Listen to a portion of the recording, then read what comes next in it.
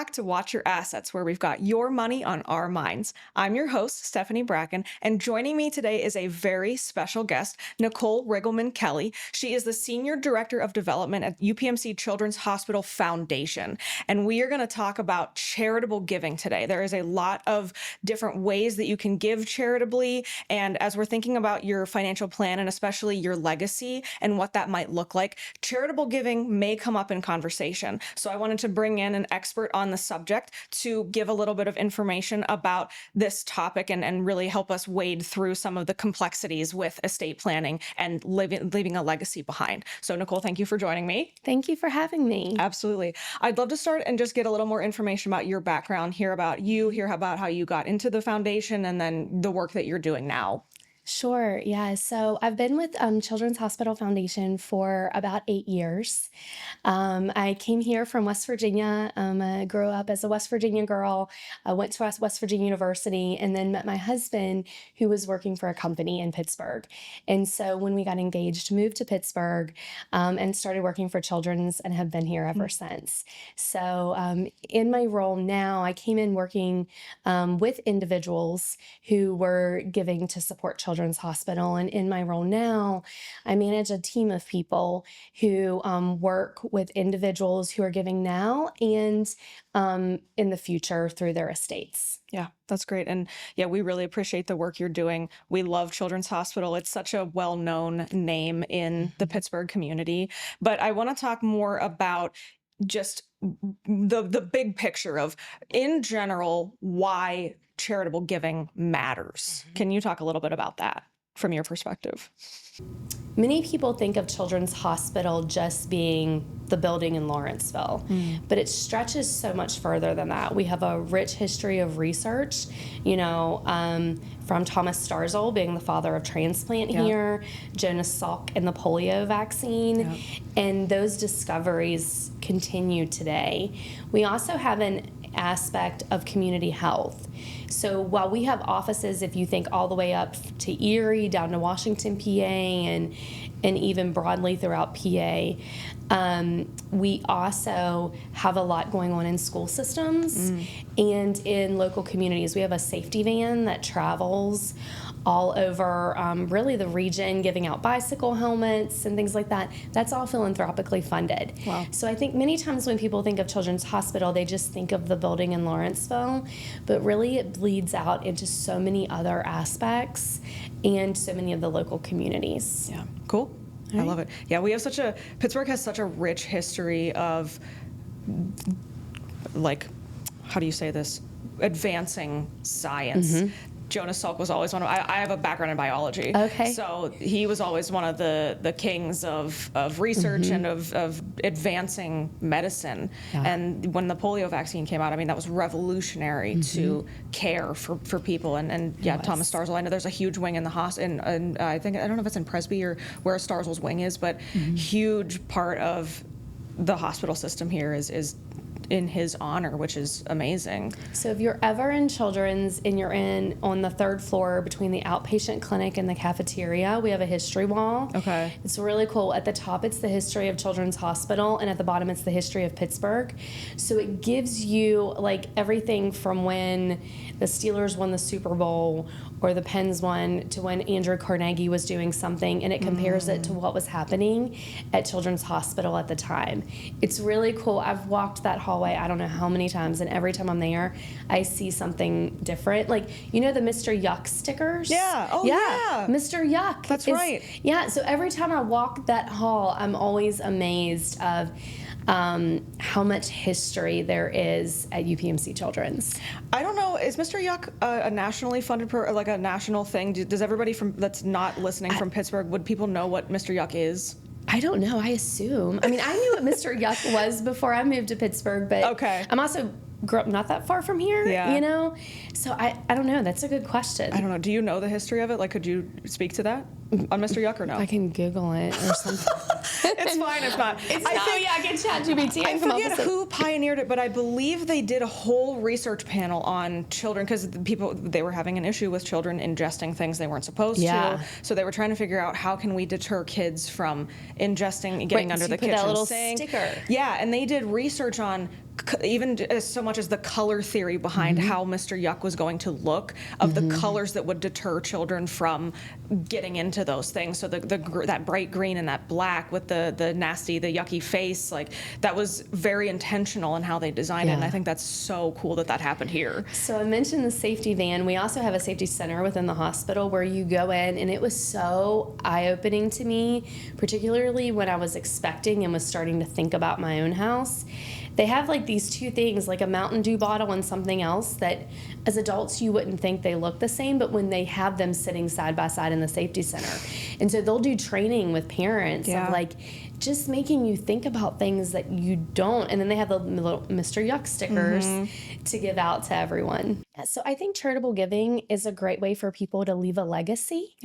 Many times we think about our time here on earth, and then what do we want to be remembered for? What do we want our children or our family to be remembered for? And philanthropic giving is a great way to define that legacy in a way that can last forever. Yeah, that's great. Can you talk about some examples? So I went to an event recently at the foundation where they had a panel with financial advisors and professionals from the foundation talking about different stories and how the gifts that are given to children's helps patient care. So do you mind citing a couple of those stories? Sure. So I always like to start with something that not many people know, but Children's Hospital was founded from a gift of philanthropy in an estate. There was a woman by the name of Jane Holmes who was an immigrant from Ireland, and she had no children and she wasn't married. And when she passed away, she left a $10,000 gift in the late 1800s. That's a lot of money. It was a lot of money to Children's Hospital to purchase the first piece of land that the first hospital was built on. And her only stipulation was to create a place that all children could receive care regardless of their ability to pay. So Children's Hospital has this rich history of philanthropy and it making a difference in the care that's provided to the kids in this region and beyond. Another story that I really like is we received a gift in the 1930s from a woman who donated $1 million. Wow. And it was put into an investment account, and we to this day still get money to support diabetes research and care. And looking at how far diabetes research has come, and we have great things going on now at Children's of exciting discoveries that we hope to one day have a cure for diabetes or a better treatment.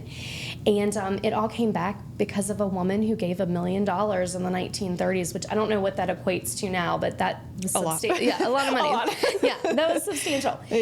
So we have a rich history in it. And then now part of my job is I get the honor of sitting across the table with people who are giving now, but also thinking about giving in the future. And many times those are families that have been impacted through the care of a child or even the care of themselves as a child here in Pittsburgh.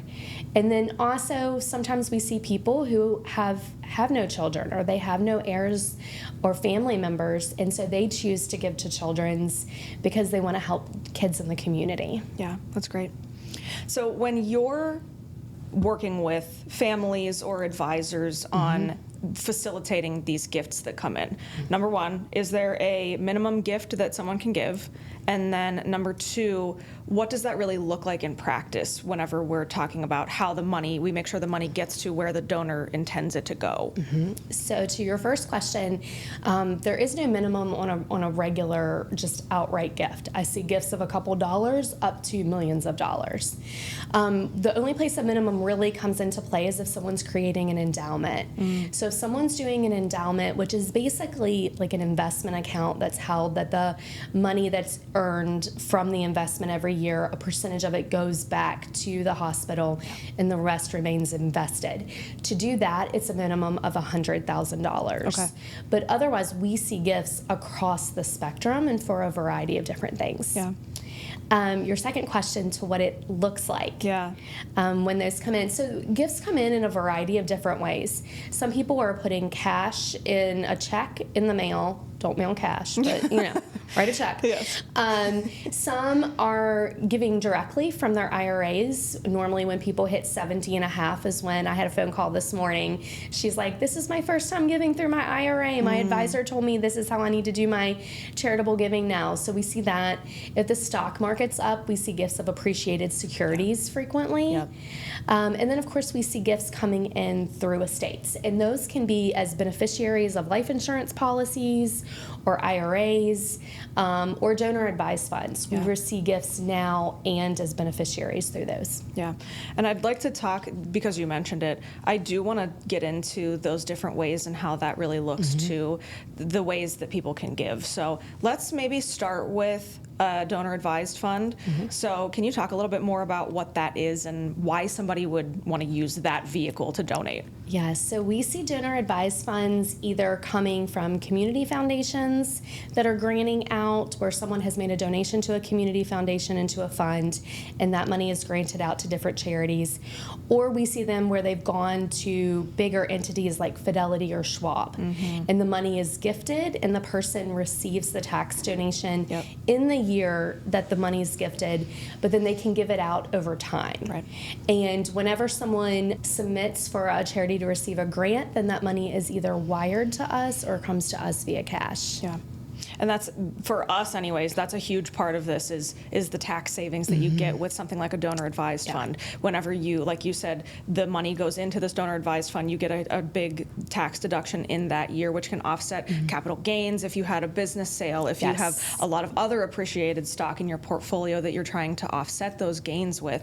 That's where this donor advised fund can really come into play and help you in terms of the tax saving piece of it. So yes, we love a donor advised fund. We love a qualified charitable distribution as well. You did already hint at this, but can we talk a little bit more about those too? Yeah, so qualified charitable distributions, what that allows for is for someone to pass money directly from their IRA to a charity, a 501c3 qualified charity. So they don't take the money as income, it goes directly to the charity. That's right. And so once someone hits 70 and a half is typically when we see them starting to take advantage of it, even before it's required. Yeah, and I believe this year the limit is $111,000 that one person can do. If you're married filing jointly, you can double that limit. So it can be a really, really incredible way to avoid taxes, satisfy your RMD when you get to that point, and then give to your favorite charity and get some of that money out of your estate too. Yes, and what's interesting, we sometimes see families that they've been giving, and then when they get to this point, they have interest in setting up that endowment, and they're able to do it in 1 year through their RMD. Yeah, that's great. Let's also, maybe you mentioned the beneficiary on a life insurance policy. Is that something you see very commonly? We do. So beneficiaries on life insurance, IRAs, and then donor advised funds. And I always encourage people to check their beneficiaries, because sometimes I don't think people realize on those 3 accounts, sometimes they don't even have them listed, or they're not listed correctly. And I'll give an example of when I tell people, because we always say when you're leaving a charity in your estate, tell that charity even if you don't know the amount. And I'll give an example why. So if you want to leave something in your estate by a beneficiary of your life insurance policy, and you want it to support kids with cancer, when you list UPMC Children's Hospital Foundation, that comes in on our end. We see it as a general gift. We don't know necessarily, because the entity doesn't always tell us that you wanted that for cancer patients. I see. And so I always encourage advisors or donors that if they're interested in directing a gift to a specific part of the hospital or any charity, to let that charity know, because we want the donor's intention to be met.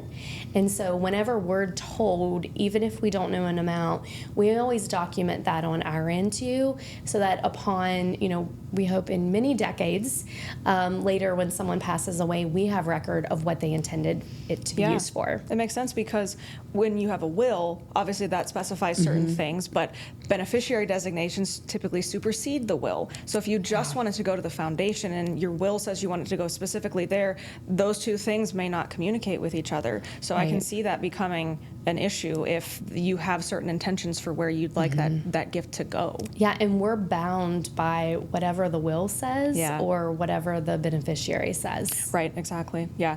So do you then see a lot of people giving through their wills, and then do you find that that's a little more detailed because of the language in there versus just a beneficiary designation? So it can be. It depends on how they set it up. Sometimes it's a line in the will of $100,000 Yeah. to Children's Hospital of Pittsburgh Foundation. Sometimes it is a little more in depth. It just depends. I always tell people that if they're really trying to do something specific, to let us know, because we can help with that language. Okay. And we can provide examples for their attorneys so that they know how they're listing it. And I'll give an example. We have a donor who's interested in leaving a gift in her estate plan that will go towards a specific endowment. Okay. And so with that, we can provide the exact endowment name to just keep everything really clean when the gift comes in. Yeah. Because once you pass away, we only know what's written down. Yep, exactly.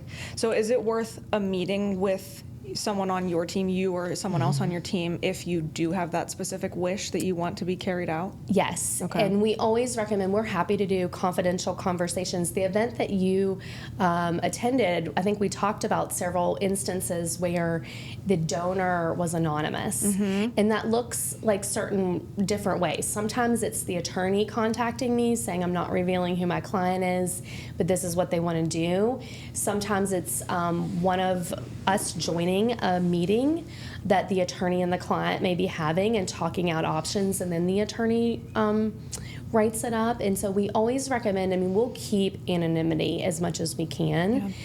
Certainly if someone is giving a gift that's not through a DAF or something, we can't keep that anonymous because they're going to get a tax receipt. Sure. Within the organization, we can't.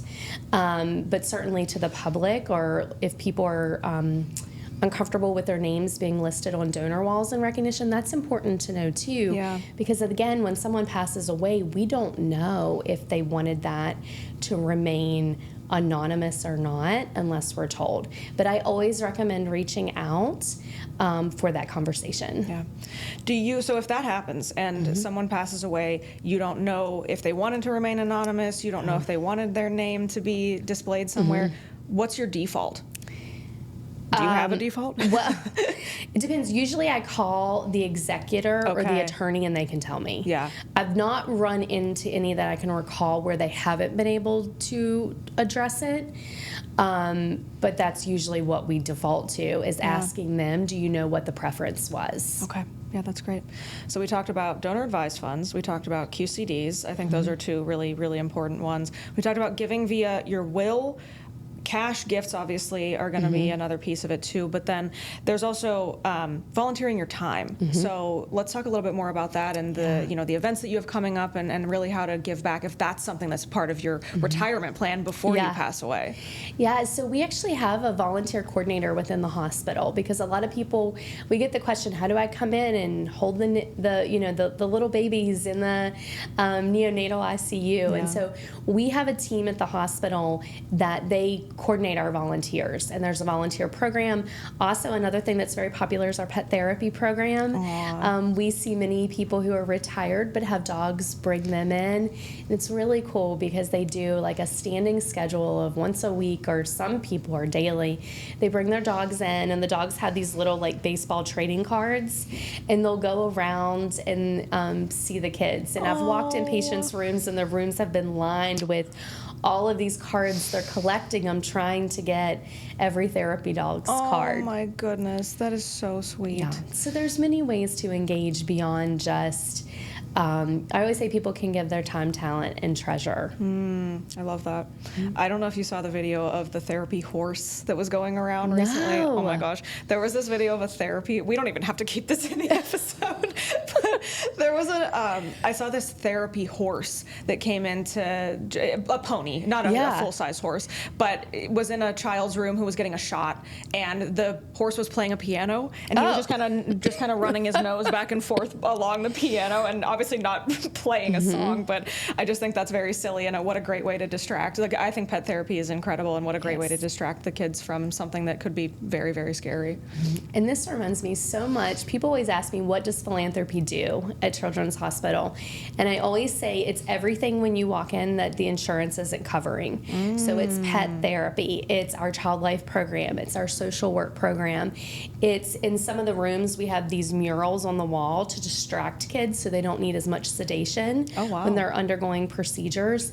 And all of that is philanthropically funded. Wow. Okay, so then the donations that come in are not there to sort of keep the lights on. Those are more for these extra touches that the hospital is putting on that makes patient care more enjoyable. Yes, so we do receive some gifts that are just general towards we call it our greatest needs fund, whatever could be, most needed at the time. And those are our really flexible dollars, and they are super helpful. But we also know, and they support some of these programs that I just talked about, because they're the priorities of the Child Life program. Like if you think about art therapy and music therapy, these professionals are helping kids during some of the most difficult moments of their life process really tough things that kids shouldn't be processing or shouldn't have to process.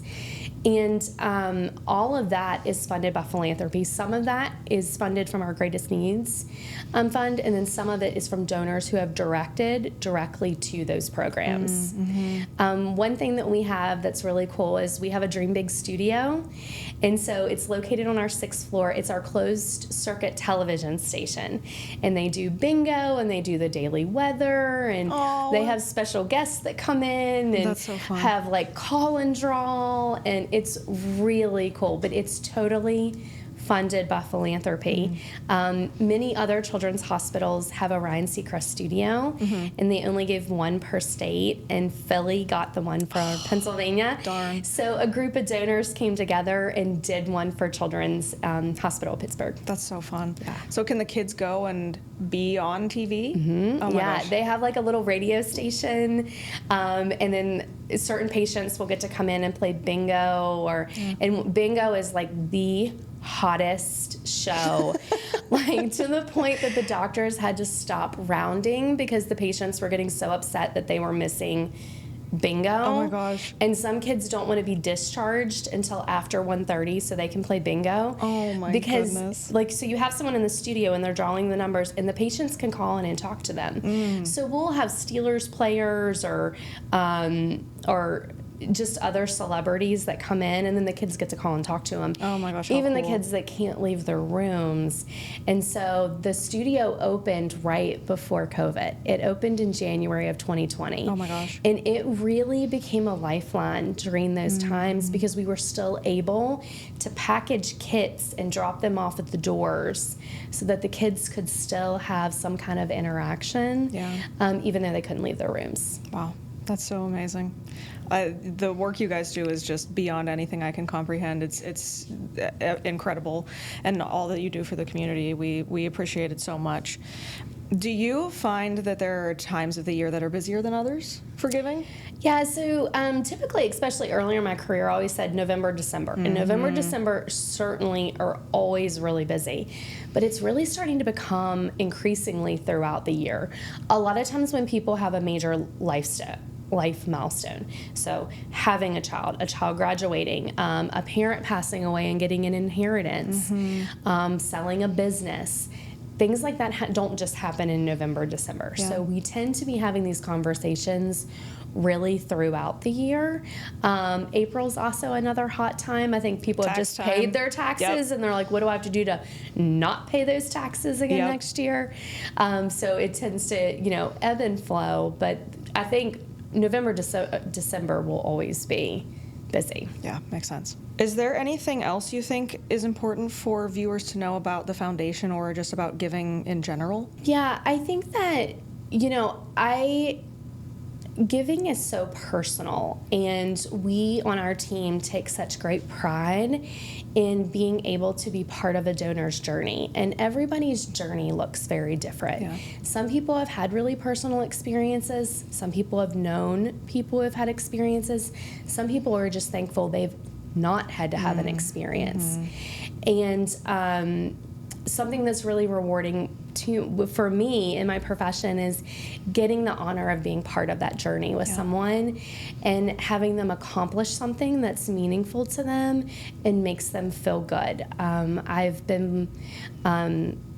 can think of several families who have lost a child, and when they come and sit down across from me and I say, tell me about him, tell me about her, and we work together to figure out how to what that child's legacy is going to be, and seeing the joy that comes with that, and how the sense of peace and how rewarding it is for those families when they come to those conclusions, and they can turn something that's horrible and tragic into something that makes them feel good about the legacy of someone who their life was cut short too soon. Yeah. Well, this has been very insightful. So, Nicole, again, thank you so much for your time today. I hope you had fun. Yeah, this was great. If people want to get more information about you or about the foundation, where can they find you? You can visit givetochildrens.org for information about the Children's Hospital of Pittsburgh Foundation and many of the initiatives we touched on today. To reach me on LinkedIn, you can find me at NICOLE RIGGLEMAN Kelly. Fantastic. Again, Nicole, thank you so much for your time. We really appreciate it. If you enjoyed today's episode, be sure to give us a like, follow us on all social media platforms at Watch Your Assets, and we will see you on the next one.